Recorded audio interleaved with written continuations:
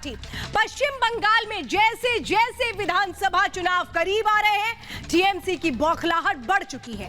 अब टीएमसी के नेता ये कह रहे हैं कि वोट दो हमें, वरना घर बैठो, वरना हम वोट डालने नहीं देंगे। सवाल यह है कि लोकतंत्र में वोट करने की आजादी सबको है, तो टीएमसी के नेताओं को क्या यह लगता है कि उनकी मर्जी के मुताबिक वोट होगा? इनको किसने यह अधिकार दे दिया? सवाल आज हम ये करेंगे। तो वहीं क्या ये लगता है ममता बनर्जी को कि जिस तरह से जांच का दायरा बढ़ रहा है, सीबीआई जिस तरीके से जांच की आंच वहां तक पहुंच रही है, ममता बनर्जी की भतीजे की पत्नी को सम्मन कर लिया गया है पूछताछ के लिए, तो क्या ममता बनर्जी समेत पूरे टीएमसी को यह लगता है कि चुनाव आते आते तक कहीं नैया ना डूब जाए? और ऐसे में अब नैया को पार लगाने के लिए क्या इस तरीके की कोशिशें होंगी कि कानून व्यवस्था को ताक पर रख दिया जाएगा? तो महाभारत में शुरुआत हम करेंगे, लेकिन उसके पहले ये रिपोर्ट देखिए।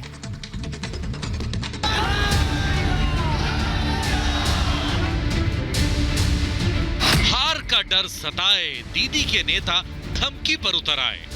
খেলা হবে বিনা বিরোধী শূন্য খেলা হবে। वोट की धमकी, लोकतंत्र पर चोट। लोकतंत्र पर हमला हो रहा है।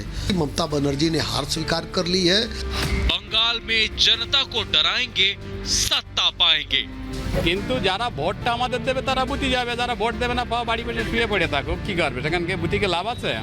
टीएमसी को हार का डर या जांच का डर? वोट की धमकी देकर बीजेपी को रोकेंगी दीदी। पश्चिम बंगाल में विधानसभा चुनाव को लेकर घमासान जारी है। बीजेपी मिशन बंगाल पर परिवर्तन यात्रा कर रही है। बीजेपी का मिशन बंगाल में 200 प्लस सीटें हासिल करना है। वहीं हार के डर से ममता दीदी की पार्टी में बौखलाहट बढ़ गई है। बीजेपी के विजय रथ से घबराए टीएमसी के नेता अब खुलेआम धमकी पर उतर आए हैं। टीएमसी नेता मुदस्सर हुसैन ने आम जनता को धमकी दे दी। जनता को डराने का काम करते हुए कहा कि जो उनकी पार्टी को वोट नहीं करेगा उसे बूथ पर जाने ही नहीं देंगे, और सुरक्षा बल भी उनका कुछ नहीं बिगाड़ पाएंगी। আমাদের ছেলেরা আধা সামরিক বাহিনী বুথি থাকবে, এর আগেও তো আধা সামরিক বাহিনী বুথি গার্ড করেছে। আমার এলাকায় আমাদের তৃণমূলীর লোক ছাড়া বুথি ভোট দিতে যেতে পারবে না, কিন্তু যারা ভোটটা আমাদের দেবে তারা বুথি যাবে, যারা ভোট দেবে না পাওয়া বাড়ি বসে শুয়ে পড়ে থাকুক, কি করবে? সেখানে বুথিকে লাভ আছে? टीएमसी नेता के इस बयान में बौखलाहट साफ दिख रही है। हालांकि चुनाव में किसी भी प्रकार की गुंडागर्दी से निपटने के लिए केंद्र सरकार और चुनाव आयोग ने पूरी तैयारी कर ली है। इसके संकेत गृह मंत्री अमित शाह के उस बयान से मिल चुका है जो उन्होंने रिपब्लिक भारत से एक्सक्लूसिव बातचीत में दिया। चुनाव के दिन एक भी तृणमूल कांग्रेस के गुंडे में हिम्मत नहीं होगी कि बूथ पर जाकर बंगाल की किसी मेरी बहन को वो वोट देने से रोक पाए। और चुनाव आयोग ने भी इस बार, हमने चुनाव आयोग में भी हमारा पार्टी का पक्ष रखा है कि निष्पक्ष चुनाव होने चाहिए, पैरामिलिट्री फोर्सेस लगनी चाहिए और बंगाल के गांवों के वातावरण को भी सुरक्षित और सुनिश्चित करना चाहिए। चुनाव आयोग की तैयारियों का असर बंगाल में साफ साफ दिखने लगा है। पश्चिम बंगाल के कई शहरों में पैरामिलिट्री फोर्सेस ने फ्लैग मार्च किया। पश्चिम बंगाल में विधानसभा चुनाव से पहले सेंट्रल फोर्सेस का डिप्लॉयमेंट जारी है। आज सेंट्रल फोर्सेस ने बैरकपुर में एक रूट मार्च किया है। इसके अलावा टुकड़ियां लगातार पहुंच रही हैं सेंट्रल फोर्सेस की, क्योंकि जिस तरह से राजनीतिक हिंसा की तस्वीर पश्चिम बंगाल में देखने को मिलती है, जिस तरह से क्लैशेस आए दिन टीएमसी और बीजेपी कार्यकर्ताओं के बीच देखने को मिलते हैं, और जैसा भय का वातावरण ग्रामीण इलाकों में टीएमसी कार्यकर्ताओं की गुंडागर्दी की वजह से लोगों में नजर आती है, ऐसे में बहुत जरूरी है और मांग भी बीजेपी की तरफ से की गई थी चुनाव आयोग को कि यहां पर सेंट्रल फोर्सेस का डिप्लॉयमेंट होना चाहिए, जिससे लोग एक भय मुक्त वातावरण में आगे बढ़कर के वोटिंग कर पाए। इसी बीच कोयला घोटाले में सीबीआई की कार्रवाई ने दीदी की टेंशन बढ़ा दी है। सीबीआई ने कोयला घोटाले में ममता दीदी के भतीजे अभिषेक बनर्जी की पत्नी को समन भेजा है। आज सीबीआई की टीम अभिषेक बनर्जी के घर गई और उनकी पत्नी को जांच में सहयोग करने को कहा। देखिए, मैं इस वक्त अभिषेक बनर्जी के घर के बाहर ही मौजूद हूं और देखिए कितनी टाइट सिक्योरिटी यहां पर कर दी गई है। शांति निकेतन जो उनका आवास है यहां पर, वहां 2 बजे के आसपास सीबीआई की टीम पहुंचती है, लेकिन उस वक्त रुजिरा बनर्जी जो कि अभिषेक बनर्जी की वाइफ है वो घर पर मौजूद नहीं थी। ऐसे में सवाल है कि दीदी को हार का डर सता रहा है या जांच का।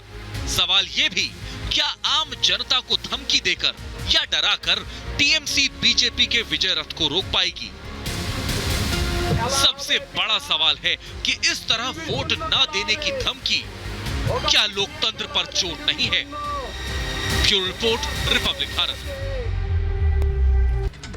तो महाभारत में खास मेहमानों के पैनल से भी आपका तारुफ करवाएंगे, लेकिन शुरुआत महाभारत के उन सवालों के साथ जिनके जवाब आज हम तलाशेंगे। बंगाल में जनता को डराएंगे, सत्ता पाएंगे? सवाल सबसे बड़ा ये है क्योंकि विधानसभा चुनाव करीब है और जो कोशिशें पश्चिम बंगाल में हो रही हैं उसके बाद ये सवाल बहुत लाजमी है। सवाल ये है कि वोट की धमकी देकर बीजेपी को रोकेंगे दीदी? तो सवाल महाभारत में होगा कि वोट की धमकी लोकतंत्र पर चोट है क्या? सीबीआई का एक्शन, ममता कैंप को टेंशन? तो टीएमसी को हार का डर सता रहा है या फिर जांच का डर सता रहा है? तो ये बहुत अहम सवाल है जिनके साथ आज हम शुरुआत करेंगे और इस वक्त खास मेहमानों का पैनल हमारे साथ है। सबसे पहले आपको इंट्रोड्यूस करवा देती हूँ। रोहित चहल है, स्पोक पर्सन है बीजेपी के। गौरव गोयल है, एडवोकेट है। प्रियंका तिम्ब्रेवाल है। AK मिश्रा जी हैं। आप सबका बहुत बहुत स्वागत है।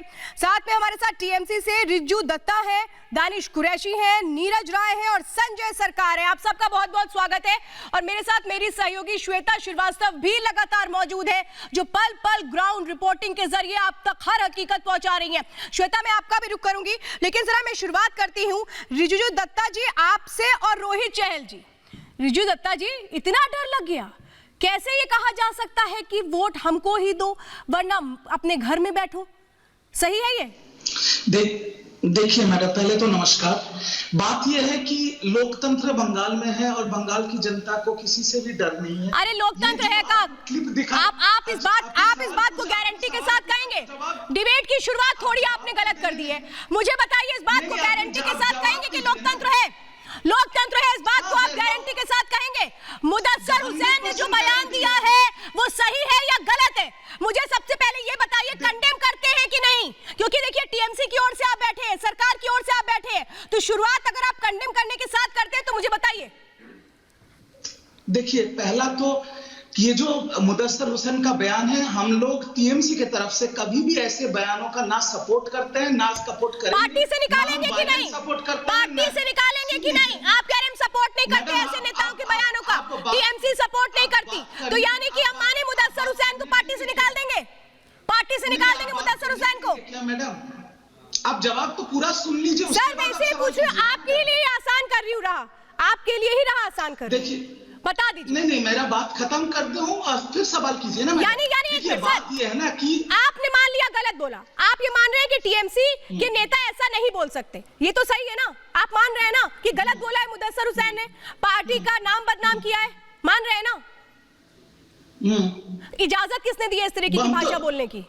इजाजत किसने दी? देखिए एक चीज मैं आप मुझे बोलने नहीं दे रहे मैडम। आप मेरा बात तो सुन, टीएमसी का बात सुन लीजिए, फिर आप उस पर बोलिए। देखिए, बात ये है ना कि हम पहले तो हम लोगों को कंडोन नहीं करते, ऐसी भाषाओं को कंडोन नहीं करते, पर आपको ये समझना पड़ेगा कि नीति आयोग ने केंद्रीय बल को भेजा है बंगाल में यही के लिए कि इलेक्शन निष्पक्ष इलेक्शन हो। हम तो उसका स्वागत करते हैं। और रहा बात ऐसे बातों का, देखिए ये बातें इलेक्शन के टाइम पे ये बातें ठीक नहीं है, पर आपको ये भी समझना पड़ेगा राजनीति का एक बहुत बड़ा अंश होता है वोकल टॉनिक। ये कार्यकर्ता को चंगा करने के लिए होता है, पर कितनी शर्म की बात बोल दी रोहित चहल जी, इसे वोकल टॉनिक कह रहे हैं। रिज्जू दत्ता जी इसे वोकल टॉनिक कह रहे हैं। अरे सर, ये तो अपराध है चुनावों। अरे सुन लीजिए सर, आप टीएमसी की ओर से बैठे हैं, मुझे ऐसा लगता है कि कम से कम जो बातें आप कह रहे हैं उसका आधार समझिए। रोहित जी, ये कहा जाता है चुनावों के वक्त कि आप जिसको भी वोट दे रहे हैं मत बताइए, आप किसका साथ दे रहे हैं मत बताइए, या तो खुलेआम धमकी हो रही है और उसे वोकल टॉनिक कह रहे हैं ये लोग। आपकी बात मैंने सुन ली है रिज्जू दत्ता जी, आपकी बात मैंने कल सुन ली है। वोकल टॉनिक है ना, वोकल टॉनिक है, समझ गए? रोहित चहल जवाब दीजिए, वोकल टॉनिक का जवाब बीजेपी कैसे देगी? दो दिन पहले बीजेपी के रिज्जू दत्ता जी, आपका नाम रोहित चहल नहीं है। अरे रिज्जू दत्ता जी, आपका नाम रोहित चहल नहीं है, सुन लीजिए कान खोल करके। मैं रोहित चहल से आप ही की बात को बोल रही हूँ। बहुत वोकल टॉनिक पिला रहे हैं, वोकल टॉनिक। नाम क्या दिया है? Vocal tonic. वोकल पॉइजन देते तो समझ में भी आता। Vocal tonic. Rohit Chahal, vocal tonic का जवाब बीजेपी क्या देगी? बीजेपी के पास देखिए श्वेता जी, देखिए पहली बार नहीं है, ममता जी के मन की बात जो है, दिल की जो बात है, वो टीएमसी के जो एक गुंडे हैं, टीएमसी के जो कथाकथित नेता है मुदस्सिर हुसैन जैसे, सबके मुंह से सामने आ रही है। हमने देखा है पहली बार नहीं है। पंचायत के चुनाव को आपको याद होंगे, पंचायत के चुनाव में अगर याद हो तो पंचायत के चुनाव में कैंडिडेट्स को बीजेपी के नॉमिनेशन तक डालने नहीं दिया गया, कोर्ट जाना पड़ा, कोर्ट के द्वारा। सर मैंने आपको सुना, देखिए यहाँ पर आप हत्याएं मत करिए सर, आप हत्याएं कर रहे हैं, मेरी हत्याएं मत करिएगा, मुझे बख्श दीजिए, मुझे अपनी बात रखने दीजिए सर। कार्यकर्ताओं की हत्या करें, धमकी दे रहे हैं यहाँ पर मुझे आप। अरे रिजू दत्ता जी, बात तो सुन लीजिए सर, आपका वोकल टॉनिक जो आपको बड़ा बहुत स्ट्रॉन्ग कर रहा है ना, आपका वोकल टॉनिक, जिस भाषा को आप वोकल टॉनिक कह रहे हैं, लोग आपको जवाब दे रहे हैं, उन्हीं का जवाब दे रहे हैं रोहित चहल। अरे उसी का रोहित चहल जवाब दे रहे हैं सर, एक तरफा डिबेट नहीं है। सुनिए अभी, बोलिए रोहित। नहीं तो आपका भी एक तरफा चैनल नहीं, आप श्वेता जी मत सिखाइए हमें। श्वेता जी देखिए, ममता जी ना लगातार इस चीज में प्रयास में लगी है, इनके लोग जो है कि किसी तरीके टेरराइज किया जाए। पंचायत चुनाव से शुरू होती है बात, और पंचायत चुनाव में नॉमिनेशन तक नहीं डालने दिया था। पहली बार सोचिए, इतनी बुरी स्थिति है लॉ एंड ऑर्डर की कि जो कैंडिडेट होता है उसको व्हाट्सएप पे भेजना पड़ता है अपना नामांकन। सोचिए, उसको कोर्ट बोलता है कि व्हाट्सएप करिए अपना नामांकन। एक कैंडिडेट जो है अगर भारतीय जनता पार्टी का इंडिपेंडेंट जाकर अपना नामांकन नहीं कर पाता, पूरी तरीके से लॉ एंड ऑर्डर फेल हो चुका है पश्चिम बंगाल के अंदर। आज खुलेआम देखिए, इनके मुदस्सिर हुसैन जैसे जो इनके नेता हैं, वो खुलेआम धमकी दे रहे हैं कि जो भी आएगा वोट डालने तो उसको, ये कहीं ना कहीं माहौल खराब करने का प्रयास लगातार है। 130 से ज्यादा भारतीय जनता पार्टी कार्यकर्ताओं की हत्या अब तक ममता बनर्जी टीएमसी के गुंडों के द्वारा की जा चुकी है। लगातार प्रयास में लगे हुए, किस तरीके की लॉ एंड ऑर्डर पूरी तरीके से फेल हो चुका है। अर्थव्यवस्था, इकोनॉमी के हाल पे पूरी तरीके ममता जी फेल हो चुकी है। आपने देखा हेल्थ फैसिलिटी के अंदर ममता जी पूरी तरीके से फेल हो गई। ममता जी युवाओं को रोजगार नहीं दे पाई, लेकिन ममता जी पास जरूरी, ममता जी पास हुई पॉलिटिकल वायलेंस के अंदर। भारतीय जनता पार्टी के 130 कार्यकर्ताओं की हत्या कराने में ममता जी पास हुई। जिस तरीके से मैं जरा दानिश कुरैशी को भी डिबेट में ले लेती हूँ, मैं जरा दानिश कुरैशी और प्रियंका तिमरेवाल को भी ले लेती हूँ जरा डिबेट में, और फिर इसके बाद आपके पास लौटती हूँ। दानिश कुरैशी, क्या ये सही बयान है? क्या लोगों को डरा देंगे? लोकतंत्र में तो सबको आजादी है ना, और चुनाव आयोग ये कहता है कि जब आप चुनाव में वोट डालते हैं तो किसी को मत बताइए कि किसको डाला है। यहाँ तो खुलेआम टीएमसी कह रही है हमें नहीं दोगे तो किसी को नहीं दोगे। तो क्या आप संविधान की मर्यादा का पालन करते हैं? क्या चुनावों की गरिमा का पालन करते हैं? देखिए, किसी भी पार्टी को इस देश में हक नहीं है कि अवाम के संवैधानिक हकों का हनन करे, चाहे वो टीएमसी हो चाहे भारतीय जनता पार्टी हो। दोनों ही तरफ से जो मामले बन रहे हैं, आप बताइए, कोयला घोटाले की जांच इतने सालों से चल रही है, क्या यही मौका मिला था जब वहां आचार संहिता लगने की वो सारी प्रोसीजर हो चुकी है, और उसके बाद केंद्र सरकार जिस तरीके से राजनीतिक उपयोग कर रही है ईडी का, तो राजनीतिक उपयोग क्या गलत है? आप अगर चुनाव आयोग से कहा जाता है कि आप निष्पक्ष चुनाव होने के लिए कोशिशें करिए, अर्धसैनिक बलों को भेजिए, तो उसमें आपको आपत्ति क्या है? पहले उस बयान को क्यों नहीं कंडेम करते हैं जिसमें लोकतंत्र की गरिमा भंग होती है? ये क्यों नहीं बोल पाते? डर लगता है क्या? फिलहाल मैं आपके पास आऊंगी, मुझे लगता है आप जो खबर मैं बताने जा रही हूँ वो इतनी बड़ी है और उससे आप समझ जाएंगे कि ममता बनर्जी और उनके कुंबे को डर क्यों लग रहा है। दरअसल अभिषेक बनर्जी की पत्नी को सीबीआई ने नोटिस भेजा है, और उनकी पत्नी की बहन मेनका पर गंभीर आरोप है, सीबीआई का सम्मन है, कल बयान दर्ज किए जाएंगे। तो पत्नी की बहन को भी सम्मन भेज दिया गया है सीबीआई की ओर से। और मेरे साथ मेरी सहयोगी श्वेता श्रीवास्तव है। श्वेता, आप ग्राउंड पर मौजूद है, मुझे ये बताइए कि क्या जांच के बाद अब और बौखलाहट टीएमसी की बढ़ रही है? क्या डर है और इसीलिए इस तरीके के बयान सामने आते हैं? जरा बताइए मुझे कि जांच से किस तरह से शिकंजा कस रहा है।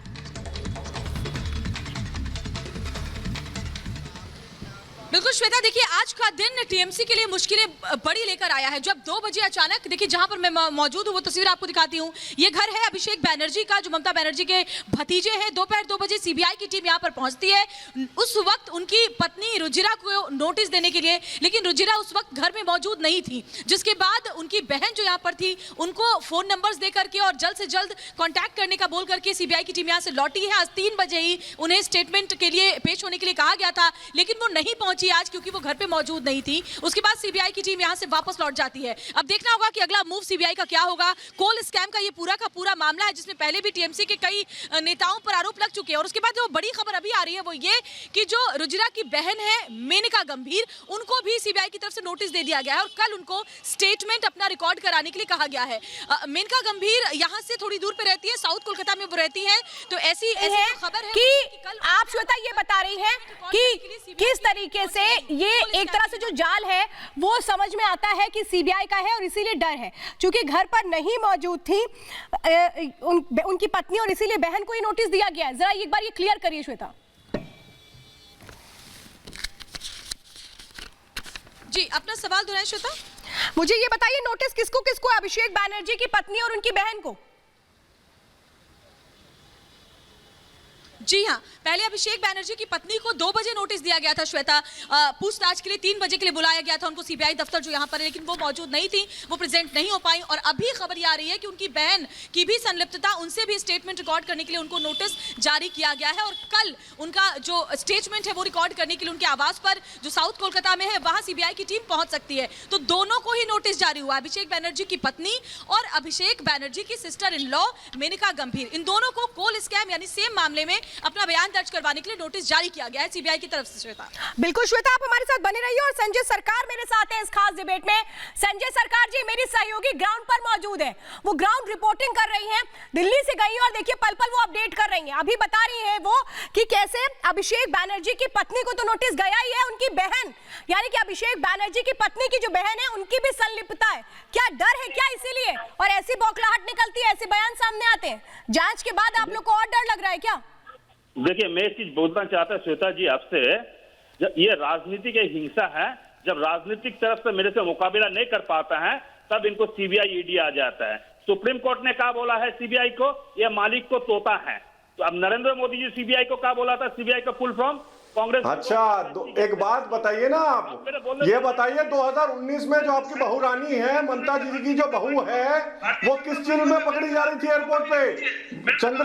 अरे सर, एयरपोर्ट पे, इंटरनेशनल एयरपोर्ट पे, सुभाष चंद्र इंटरनेशनल एयरपोर्ट पे किस लिए रोका गया था 2019 में? गोल्ड की स्मगलिंग करने में रोका गया था। यह पहली बार नहीं है कि बहू रानी जो है, अभिषेक जी की जो बीवी है, ममता जी की जो बहू है, वो गोल्ड की स्मगलिंग कर रही थी, सोने की तस्करी करने के जुल्म में जो डिक्लेयर नहीं किया था, उनको एयरपोर्ट पे भी रोका गया 2019 के अंदर। तो पहली बार नहीं है। प्रियंका तिम्रेवाल को जरा लीजिए ऑन एयर। और दानिश कुरैशी, मुझे एक बात ही बताइए, दानिश कुरैशी मैं आपके पास आऊंगी।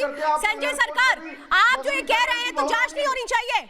संजय सरकार, अगर सीबीआई किसी मामले में किसी का इन्वॉल्वमेंट पाती है तो आपको क्या लगता है जांच नहीं होनी चाहिए, छोड़ देना चाहिए? तो शारदा चिटफंड घोटाले में क्यों ममता कहती थी कि मेरी निष्पक्ष जांच कराओ, सीबीआई से जांच कराओ, कोई भी मामला हो तो सीबीआई से जांच कराओ? तो दिखावा है क्या वो? कानून की तरफ से चलेंगे, उसमें मेरे को कोई इंटरफेरेंस नहीं है। अरे तुम्हारी जांच एजेंसियां जब जांच रिपोर्ट देंगी उसके बाद ही कानून को काम करने का दिन है। कानून है का पश्चिम बंगाल के अंदर? कानून को तो खत्म कर चुके हैं, कानून की तो हत्या कर दी आपने। रोहित चहल, एक तो है ही नहीं सर। रोहित चहल, एक मिनट मुझे बताइए जरा संजय सरकार, जब जांच एजेंसियां अपनी रिपोर्ट दे देंगी उसी के बाद तो कोर्ट में सुनवाई शुरू होगी ना, तो उसके लिए पहले जांच तो करनी पड़ेगी ना। अब अगर आप ए फॉर एप्पल नहीं सीखेंगे तो पूरा अल्फाबेट कैसे लिखेंगे सर? ए फॉर एप्पल नहीं सीखेंगे तो बी फॉर बॉल पे कैसे पहुंचेंगे सर? ये बताइए ना मुझे। सीआरपीसी 160 में क्या बोला है? सीआरपीसी 160 में बोला है 45 साल से 65 साल के अंदर कोई लेडीज को उसको घर में जाकर पूछताछ करना चाहिए। उस हिसाब से नोटिस दिए हैं, आप नोटिस दिए हैं। अरे अभी तो संबंध दिया है, पहुंच कहां गए? मिश्रा से क्या संबंध है उसका जवाब दीजिए। आपके लाला जो है, उससे क्या, आपको मांझी से क्या संबंध है? अभिषेक बनर्जी का उसका बताइए। मिश्रा से क्या संबंध है? उसको बनाया था उससे बनाइए। कितने 1000 करोड़ का जो आप कोयला खा रहे हैं। प्रियंका तिम्रेवाल, मुझे लगता है आप जवाब दीजिए। प्रियंका, आप जरा जवाब दीजिए। रोहित, मैं आपके पास आऊंगी। प्रियंका को जरा मैं मौका देना चाहती हूँ। ममता बनर्जी से सीएजी ले। आप जैसे देखिए, मैं कहती हूँ अम्फन में पैसा आता है जब यहाँ पश्चिम बंगाल में कोर्ट ऑर्डर करता है कि सीएजी उसका हिसाब ले, ममता बनर्जी दौड़कर सुप्रीम कोर्ट चली जाती है कि हम हिसाब नहीं देंगे, चोरी नहीं की तो हिसाब क्यों नहीं देंगे?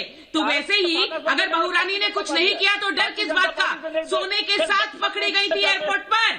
सोने के साथ पकड़ी गई थी। मिसयूज ऑफ पावर था, मिसयूज ऑफ पावर था, वरना आज जेल के पीछे होती। मैं कहती हूँ इस बारे में कोई कुछ बात क्यों नहीं करता। मैंने कई बार इनसे कहा है कि जो इतना बड़ा शांति निकेतन का मकान है, आप संजय सरकार सुनती क्यों नहीं आप? तो संजय सरकार सुन भी लीजिए, अगर कोयले की संजय सरकार सुन भी लीजिए, इन्वेस्टिगेशन होने दीजिए। संजय सरकार लीजिए, आपके लिए एक तोहफा है सर। संजय सरकार एक मिनट मैं उठ जाती हूँ, फिर मैं एक तोहफा देती हूँ। संजय सरकार एक तोहफा आपके लिए लेकर आई हूँ, ये सर, ये लीजिए आपके लिए तोहफा, क्योंकि मुझे तो अच्छा नहीं लगता कि मैं आपका फेडर डाउन कराऊं, ठीक। और अगर आप खुद पे सर नहीं कंट्रोल कर पा रहे हैं तो ये है टेप, देखिए ठीक। मैं आपको गिफ्ट दे रही हूँ सर, मैं आपको गिफ्ट दे रही हूँ सर, क्योंकि आप किसी को बोलने देंगे नहीं, आप शांत होंगे नहीं, तो सर ये है टेप, मेरे को भी बोलने का सर ये है टेप, इतना मेरे खिलाफ सर ये है टेप, ये लीजिए आपके लिए गिफ्ट दे रही हूँ सर, ये लीजिए टेप लगा लीजिए। संजय सरकार सुन लीजिए सर, अरे गिफ्ट तो एक्सेप्ट करिए, थैंक यू तो बोलिए। संजय सरकार थैंक यू तो बोलिए। एक मिनट संजय सरकार, अभी आपका फेडर डाउन कर रहे हैं, फेडर डाउन कर रहे हैं, फेडर डाउन कर रहे हैं। एक मिनट फेडर डाउन कर रहे हैं आप रिपब्लिक के साथ डिबेट में, और अगर आप चुप नहीं हो सकते तो संजय सरकार ये है टेप।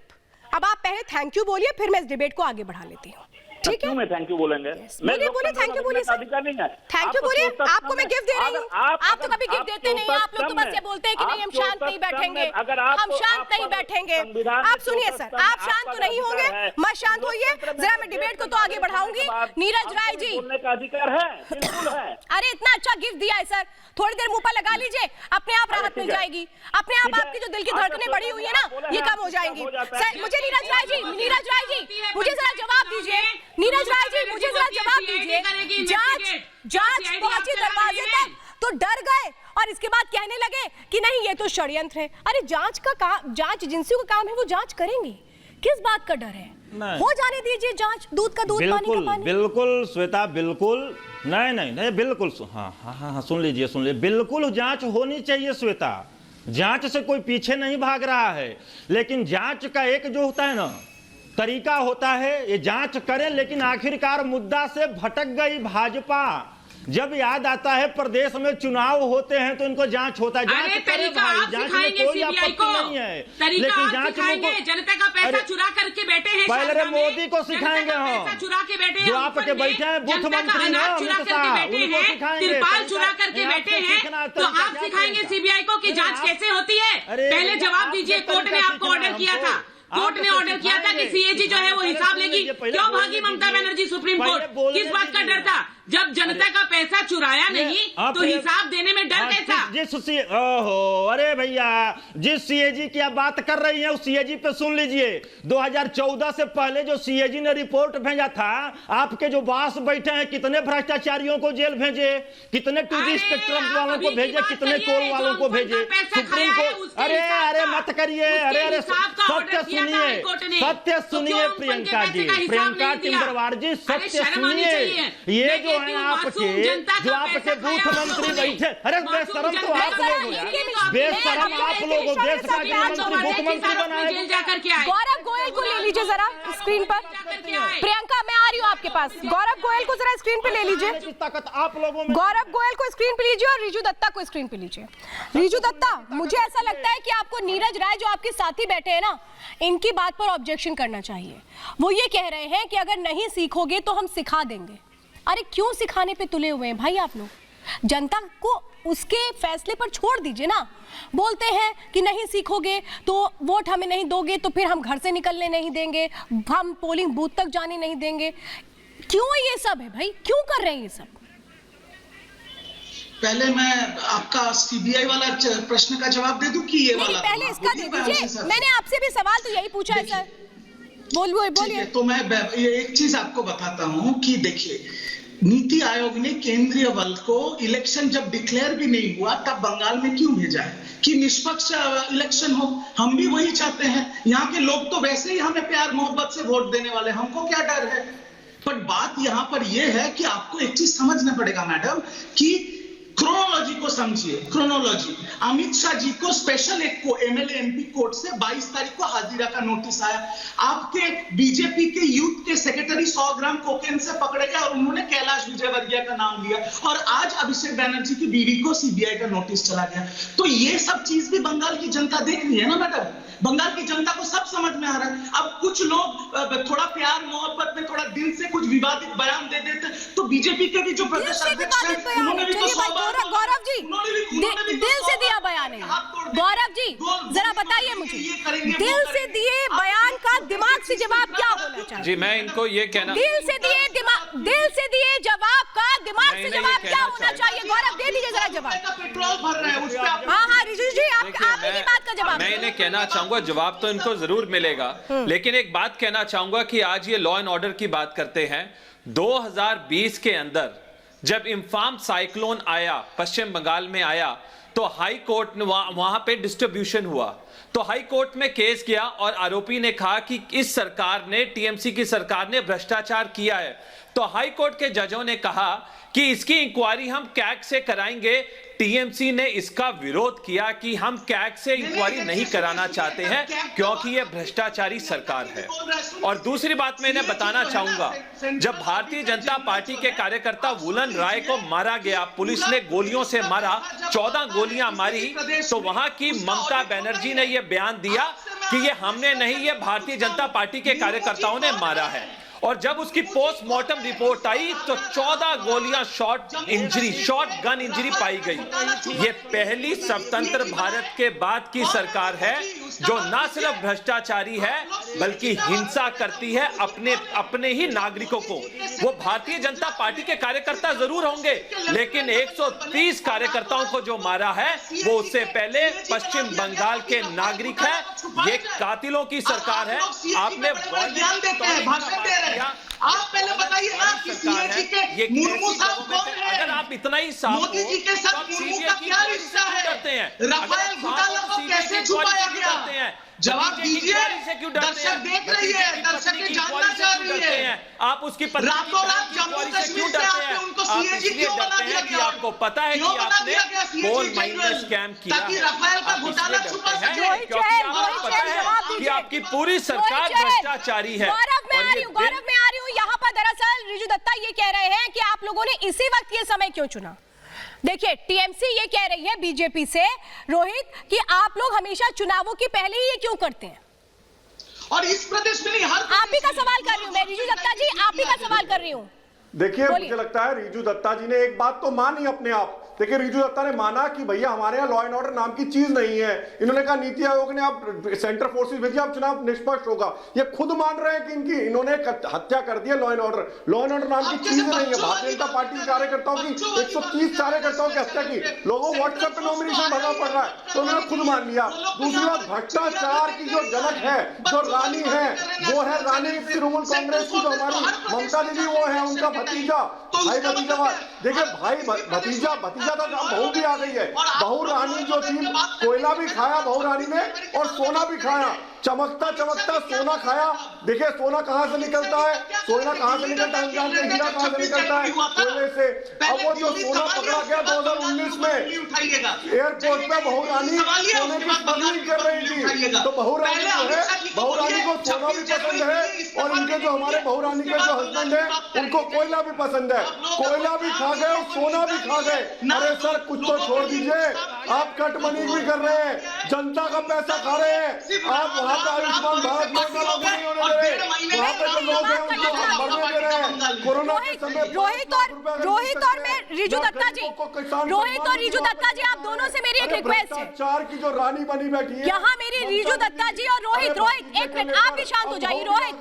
रोहित आपका नाम रोहित है भाई। रोहित सुन लीजिए, मेरी आप सबसे एक रिक्वेस्ट है, एक एक करके बात करेंगे तो समझ में आएगा। मालूम है सब बहुत गुस्से में है, आप लोग आंसर दीजिए एक दूसरे को, लेकिन डिबेट के कुछ रूल्स भी होते हैं सर। देखिए, डोंट फॉरगेट दिस, मेरी रिक्वेस्ट है। ठीक है, अब जरा डिबेट को मैं आगे बढ़ाऊंगी दानिश कुरैशी के साथ और प्रियंका। दानिश, देखिए सवाल ये उठ रहा है कि इसी वक्त को क्यों चुना गया? चुनावों के वक्त क्या एक तरह से अपने आप को मजबूत करने के लिए किया जा रहा है, ये एक आरोप है। दूसरा, टीएमसी ये कह रही है कि हमेशा आप एक ही वक्त को चुनते हैं चुनावों के वक्त, इसके पहले आपने क्यों नहीं ये सब कुछ किया? या फिर दीदी को डर लग रहा है? आप क्या मान रहे हैं? देखिए, सबसे पहली बात यह है श्वेता जी मैं बताऊं श्वेता कि एडमिनिस्ट्रेशन जो है हमारी गवर्नमेंट्स के, उनको थोड़ा सा न्यूट्रल रह के काम करना चाहिए और इस तरीके का एजेंसीज पे इल्ज़ाम ना आए, उस एहतियात के साथ उनको काम करना चाहिए। पहली बात तो ये हो गई। दूसरी बात मैं आपको बताऊं कि अभी फिर बंगाल में चुनाव हुए हैं और केंद्र सरकार की तरफ से अभिषेक जी की वाइफ को जो नोटिस और उनकी सिस्टर इन लॉ को जो नोटिस मिला है, आप जाइए 2019 में यही हालात थे जब कोलकाता कमिश्नर को अरेस्ट करने के लिए सीबीआई पहुंची थी। आपने देखा होगा state versus federal, central government और स्टेट। तो जांच होनी चाहिए कि नहीं होनी चाहिए, आप मुझे बता दीजिए। जो मैसेज है ना, ये अच्छा मैसेज नहीं है। सुनिए, आप कह रहे हैं बैलेंस तरीके से जांच होनी चाहिए। सुन लीजिए दानिश का मतलब ये है, ओवरऑल आपका मामला ये है कि बैलेंस तरीके से जांच करना, जो आप ये कह रहे हैं ना। इन्फॉर्मेशन में कमी है तो मैं आपको बता प्रियंका, ये कहा जा रहा है दानिश की बात का मैं आपको कंक्लूजन दे देती हूँ। वो ये कह रहे हैं कि भाई बैलेंस तरीके से जांच करें, इस तरीके से जांच ना करें। प्रियंका, भी अगर एजेंसी को पॉलिटिकली टूल के तौर पर इस्तेमाल करना चाहता है, प्रियंका आपसे भी जानना चाहती हूँ, सरकार हो चाहे मोदी की सरकार हो, तो वो नाकाबिले बर्दाश्त है। शायद इनको जानकारी नहीं है कि अभी कुछ महीने पहले एक एफआईआर फाइल हुई है। उस एफआईआर के ऊपर जो है ये जांच हो रही है और उस जांच के दौरान ये पता चला है कि कुछ ऐसे बैंक अकाउंट्स हैं जिसमें कोयला की तस्करी का पैसा गया है, तो उसी के ऊपर बेस्ड होकर के सीबीआई ने ये नोटिस दिया है। मगर मैं ये कहती हूँ कि सांच को आंच कैसी, अगर चोरी नहीं की तो आप जाकर के जवाब दीजिए ना। मैं कहती हूँ चोरी नहीं हुई है तो जवाब दीजिए। देखिए, एफआईआर जो है वो इलेक्शंस नहीं देखती है, एफआईआर जो है वो टाइमिंग नहीं देखती है। कुछ लोग जो है ये कोयले के प्रचार में जो लोग इन्वॉल्व थे वो भी अरेस्ट हुए हैं थोड़े दिन पहले, और अरेस्ट हुए हैं तो ड्यूरिंग इन्वेस्टिगेशन जो आया है सामने, उसके हिसाब से सीबीआई इन्वेस्टिगेशन कर रही है। तो आपको डर किस चीज का है? मैं आपको ये कहती हूँ कि आज अगर किसी के पास इन्वेस्टिगेशन होती है तो उससे सरकार को क्या फर्क पड़ता है? आपने तो जनता के लिए अगर काम किया होगा तो जनता वोट देगी, और अगर आप चोर हैं तो उसकी सजा जो है कानून में सबके लिए बराबर है, तो आपको सजा मिलेगी। तो वो नाकाबिले बर्दाश्त है, हम उसकी मुखालिफत करते हैं। इसीलिए आपसे सीबीआई प्रश्न नहीं कर सकती, ये तो कोई लॉजिक नहीं हुआ। जस्ट बिकॉज इलेक्शन है की बात कर रही है, मैं वही कह रहा हूँ आपसे, आप एक तरफा बात कर रही हैं। आप ये भी तो कहिए ना, आप सवाल मोदी सरकार से क्यों नहीं करती? नहीं, मैं एक तरफा बात नहीं कर रही, मैं लॉ एंड ऑर्डर की बात कर रही हूँ। कानून व्यवस्था पर आप जो क्वेश्चन उठा रहे हैं, यहाँ सीबीआई की इन्वेस्टिगेशन पर जो आप क्वेश्चन उठा रहे हैं, आरोप लगा रहे हैं, उसका जवाब दे रही हूँ कि अगर एक एफआईआर होती है तो सीबीआई का राइट है कि वो उसमें इन्वेस्टिगेट करे। तो कोई एफआईआर कब कर रही है? ये कह रही है, देखिए एक मिनट सर, होता है। मैं जरा अपने दर्शकों को बता देती हूँ कि दरअसल यहाँ पे हो क्या रहा है। मैं जरा अपने दर्शकों को बता देती हूँ। प्रियंका ये कह रही है कि नहीं जांच हो जाने दीजिए, दानिश ये कह रहे हैं जांच इस वक्त क्यों हो रही है?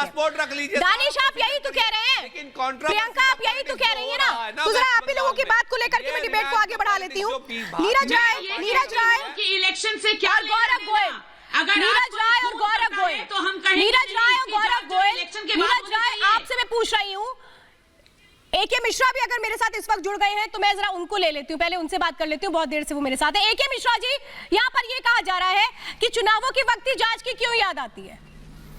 देखिए, वो इसलिए याद आती है क्योंकि पाप का घड़ा भर चुका है। पहली चीज, लगातार ये लोग 10 साल से हैं, एक के बाद एक पाप कर्म करते जा रहे हैं, कानून की अनदेखी करते जा रहे हैं। जिस तरह से 7 साल से देश को लूट रहे हैं, आप कौन होते हैं ये पूछने वाले? एक मिनट सुनिए, याद है ये गाइड करने वाले सीबीआई। अरे आप कौन होते हैं नहीं बताने वाले, कब उनको जांच करनी है कब नहीं करनी है, शिकंजे में उनको कब लेना है, जब अपराधी का अपराध पकड़ में आता है। नीरज राय, आपका नाम एके मिश्रा है क्या? तो डर का है नीरज राय, दीदी भाई, नीरज राय, नीरज राय अभी AK मिश्रा जवाब दे रहे हैं। नीरज राय जी थोड़ा आराम से, सर आराम से, थोड़ा पानी पी लीजिए अगर हो तो।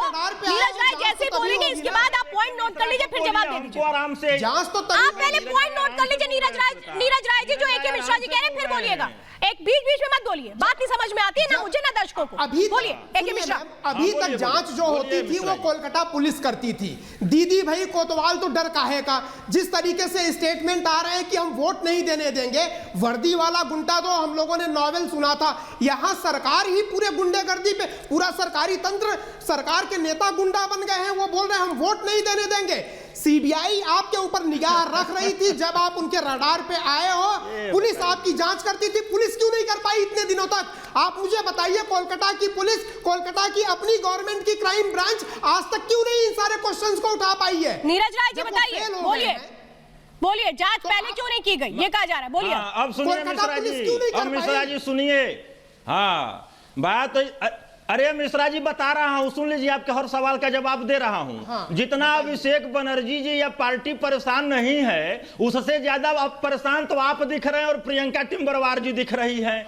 अभिषेक बनर्जी जी ने या पार्टी प्रमुख ने एक बार भी कहा कि हम, अरे सुनिए महाराज, आपके बीच, अरे सुनिए महाराज, अरे सुनिए महाराज, बंगाल, सुनो सुनो सुनो सुनो, अरे सुनिए भाई सुनिए, अरे सुनिए महाराज, सुनिए ना, अरे साहेब सुनिए, तो ब्लड प्रेशर बढ़ जाएगा। मिश्रा जी सुन लीजिए, सुनिए, अरे हत्या, सुनिए सुनिए सुनिए सुनिए, आप सुनिए सुनिए सुनिए सुनिए, नहीं, अरे सुन लीजिए भाई, सुन लीजिए, मैं बता रहा हूँ, मैं बता रहा हूँ, अरे सुनिए ना महाराज। ओहो, अरे श्वेता, इनको भी चुप कराएंगे, केवल नीरज राय पर टेप लगेगा आपका, बचाने के लिए आप इनको भी चुप कराएंगे बोलने के लिए। अरे AK मिश्रा जी, अरे जो जिस, हाँ बोलिए, जिसको आप गुंडा बोल रहे हैं, जिसको आप गुंडा बोल रहे हैं मिश्रा जी, देश जानता है कि आप जिसके शागिर्द हैं वो नेशनल गुंडा है, वो नेशनल गुंडा है, देश जानता है। अरे साहेब घुसपैठिया फिर आ गए क्या, रिश्तेदार निभा रहे हैं घुसपैठियों से। नीरज राय, AK मिश्रा कुछ कह रहे हैं। AK मिश्रा जी जरा शांत हो जाइए। नीरज राय बोलिए, सुनता रहूं। नीरज राय बोलिए। अरे AK मिश्रा जी, सर आप जो बातें आपने कही है उसी का जवाब यहाँ पर क्लियर हो रहा है। हाँ बोलिए, नीरज जी बोलिए। देखिए ये बोल रहे हैं बार बार, इनके जिनके ये शागिर्द हैं, देश जानता है कि वो नेशनल टाइप के गुंडा हैं, नेशनल स्तर के, ये बोल रहे हैं घुसपैठी। अरे घुसपैठी से तो गृह मंत्री अमित शाह जी ऐसे कर रहे हैं। गृह मंत्री से पूछिए, गृह मंत्री से पूछिए कि घुसपैठिया क्यों संविधान के लिए उत्तरदायी है सर। मैं तो राज्य सरकार से संजय सरकार और व्यवस्था बनाना रोहित चहल, संजय सरकार और रोहित चहल, राज्य सरकार, संजय सरकार और रोहित चहल, या तो संजय सरकार जी ही पूरी गुंडा बन गई। संजय सरकार जी, मैं आपसे जानना चाहती हूँ, जो तस्वीर इस वक्त पश्चिम बंगाल देख रहा है, इसके बाद क्या आप ये कहेंगे कि निष्पक्ष चुनाव हो पाएंगे? क्योंकि जिस तरह की धमकियां आ रही हैं, जिस तरह की बातें उठ रही हैं, बंगाल में बिल्कुल निष्पक्ष चुनाव होते हैं और निष्पक्ष चुनाव होते रहेंगे। भारतीय जनता पार्टी को जानकारी रखने चाहिए। हाँ, देखा किस तरीके से चुनाव हुए। आप संजय सरकार नहीं है, पंचायत चुनाव में देखा नॉमिनेशन कैसे व्हाट्सएप पे भरना पड़ा कैंडिडेट को, व्हाट्सएप पे नॉमिनेशन भरना पड़ा, कोर्ट ने बोला व्हाट्सएप पे भरो भैया। चुनाव हुआ था, पंचायत चुनाव हुआ तो ओपन नहीं, चुनाव में पंचायत चुनाव में कांटेस्ट करने नहीं दिए थे, बिना कांटेस्ट में 90%। मुझे क्लोजिंग कमेंट लेना है। रीजू दत्ता जी और गौरव गोयल, मुझे क्लोजिंग कमेंट लेना है। रीजू दत्ता जी, टीवी पे बैठकर आप ये कहते हैं कि मुदस्सर हुसैन जैसे लोगों ने गलत किया और पार्टी को एक्शन लेना चाहिए। हाँ, मैं मानता हूँ कि वो उसका बयान गलत था। ऐसे बयान शोभा नहीं देता ऐसे टीएमसी जैसे पार्टी में रह के, और जब आम जनता ही खुद टीएमसी को वोट देने वाली है, फिर तुम लोगों को बोलने का जरूरत ही नहीं। बट फिर भी मैं ये बोलूंगा कि गौरव गोयल मान लिया गया यहाँ पे, चलिए माना तो ये बड़ी बात है, मान लिया गया कि ऐसी बातें नहीं करनी चाहिए थी। गौरव गोयल, मैं सिर्फ इतना कहना चाहूंगा तो ऐसे कार्यकर्ता जी, मैं इतना कहना चाहूंगा और ये बड़ा निवेदन से कहना चाहूंगा टीएमसी सरकार को कि मात्र ये पाप का घड़ा नहीं भरा, ये पाप का समुंदर भरा है। ये पहली बारी हुआ है कि देश के गृह मंत्री के कॉन्वॉय पे हमला होता है, देश की सबसे बड़ी राजनीतिक पार्टी के अध्यक्ष पर हमला होता है, देश के एक सांसद पे लगातार हमले किए जाते हैं। टीएमसी बौखला गई है। अगर आप इतना साफ हैं तो आपको सीबीआई इंक्वायरी से नहीं डरना चाहिए। और आप बार बार जब कहते हैं कि सीबीआई इंक्वायरी कब करती है, सीबीआई के पास जब डॉक्यूमेंट्स आए, सीबीआई के पास जब सबूत आए, सीबीआई को लगा कि अब इंक्वायरी होनी चाहिए तो इंक्वायरी कर रहे हैं। अगर आपने भ्रष्टाचार नहीं किया है, बीजेपी हो, लेकिन तय तो करना है जनता जनार्दन को। आपको डरना नहीं। देखिए सर, जनता की दरबार में जब हाजिरी लगती है तो जनता जो कहती है उसको कबूल करना पड़ता है, और इंतजार उसी वक्त का है कि जनता जनार्दन किसे सराखों पर रखना चाहती है। इंतजार पूरे बंगाल को है, पूरे देश को भी है, लेकिन उसके पहले बंगाल सोनार बांग्ला बनकर के रहे, गरिमा बनकर के रहे, ये जरूर कोशिश होनी चाहिए। आप सभी हमारे साथ जुड़े महाभारत में, इसके लिए बहुत बहुत धन्यवाद। और फिलहाल रुकेंगे एक छोटे से ब्रेक।